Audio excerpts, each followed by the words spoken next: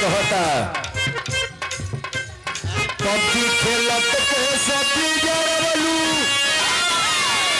देवरा कहलो पबजी खेलत के सब्जी जरवलू लूडो खेलत के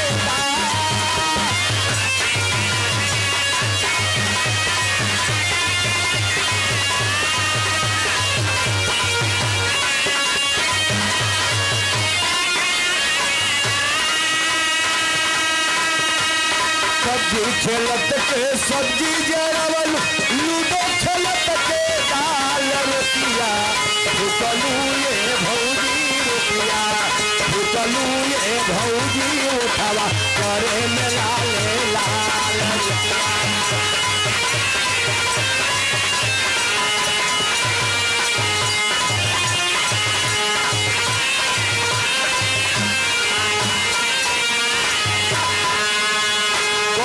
सुना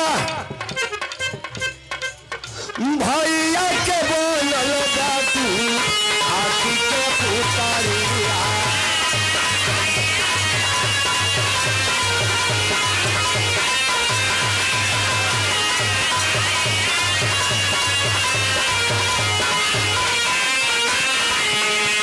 हरदम मोबाइल पर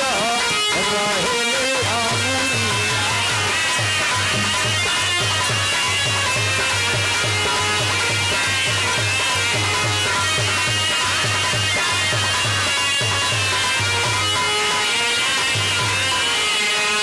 दूसरे कमे हर रतू जो भौजी पिठिया का छूटत था